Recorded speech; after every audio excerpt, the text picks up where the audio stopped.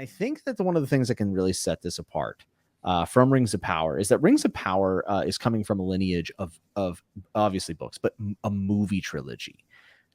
We don't know what this looks like as a television show. Does that world even work as a television show? And we're talking from a strictly technical show running standpoint. HBO's already done it.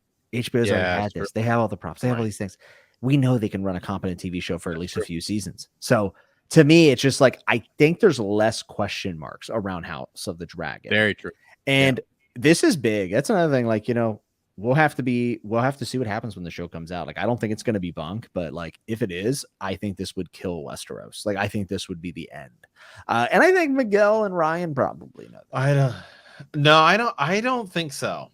I don't mean that it's dead. They won't make more stuff, but a lot of people will be done. Oh, it would turn people off. I still don't know about that though, because let's say it flops hard. I think, a few years later you could redo something, because other franchises that have gone through stuff. So like Star Trek, for example, you have the original Star Trek.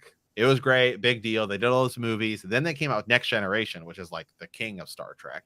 Then it was like, okay, we're going to stretch it out. We're going to do like Deep Space Nine and Voyager and Enterprise. And they didn't do so well.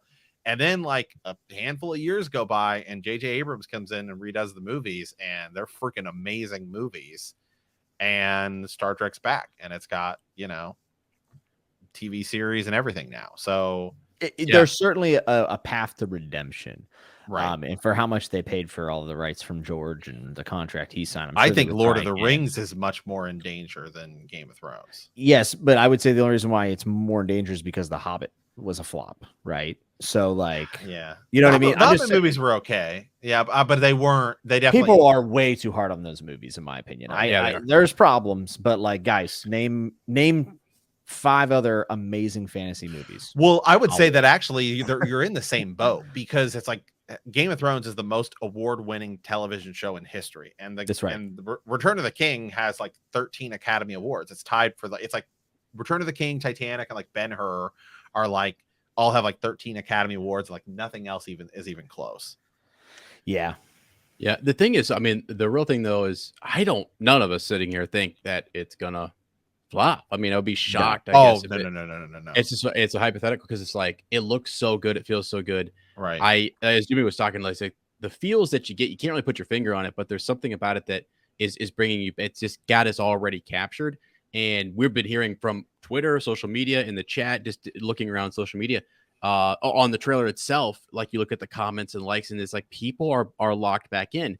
And as we said, it's not feeling the same for the other production. Right here. Hey, right here. Comment. I think if this flops, the Jon Snow show will bring people back. Yeah. And that's coming down the pipe. And it's like, that might be even better. Yeah.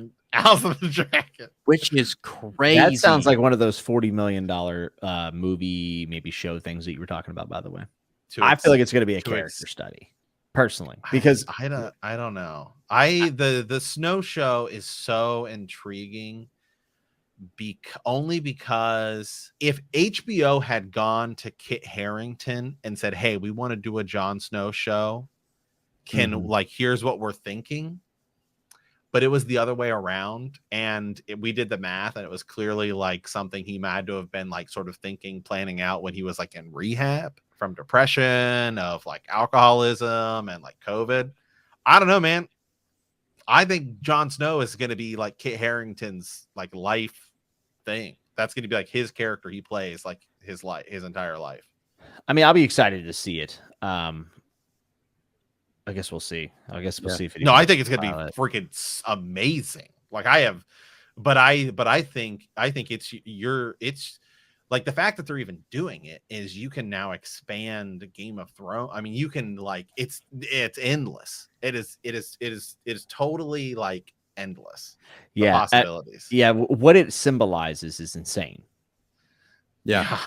Oh yeah. And I think that's why I'm so like, maybe not even optimistic, but like it intrigues me so much. Is like to think that we're talking about like after is wild to me. Right. So so whenever I think I'm people know this about me, I'm a huge Star Wars fan, and all I can think about, like, we don't really talk about it on the Hyperspace Hangout, Matt, much, but I'm like, we haven't talked about this at all. But post Ray, I mean, like when I go to bed at night, I'm thinking about like what goes beyond. And so with the Song of Ice and Fire, we're still thinking about Winds of Winter. We'll still, think about those things.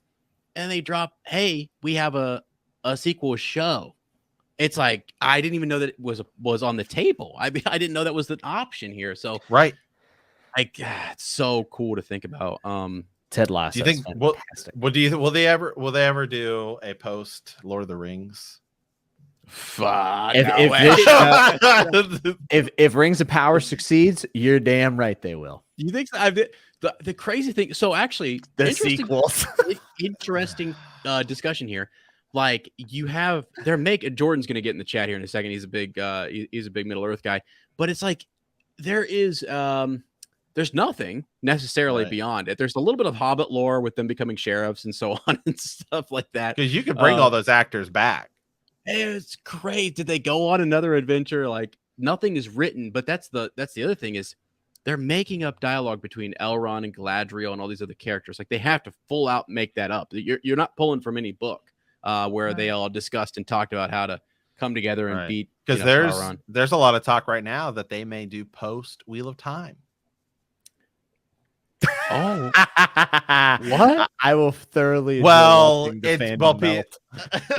it's people have asked Brandon Sanderson because it's like, it's one thing when it's like one of the things too. It's like in the event that something happens with Gur, unfortunately, knock on wood, nothing does. But if he doesn't finish it, and it does have to be a Robert Jordan situation where he hands it off to somebody, which now he alluded to that a little bit ago.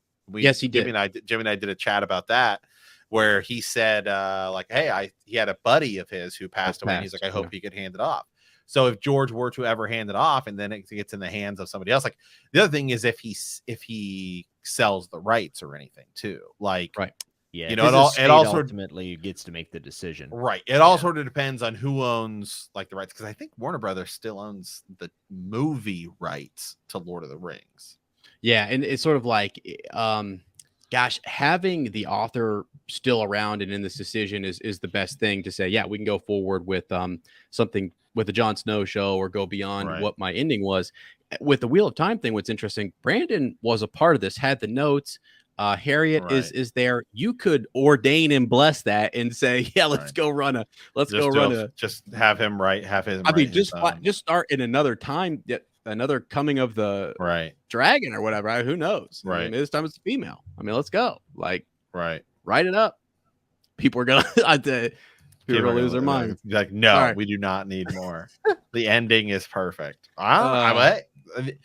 That's what you think though, and then but what if you do something else that makes it better, or it's like Star Wars, for example, right? Like, okay, well, if you told me that the sequels didn't happen, and like, okay, well, Star Wars does end on a perfect note, but I can erase the sequels from my mind and go watch The Mandalorian. I'm like, well, I don't know, man, because the story that takes place a few years after Return of the Jedi is freaking sick. Yeah, so yeah.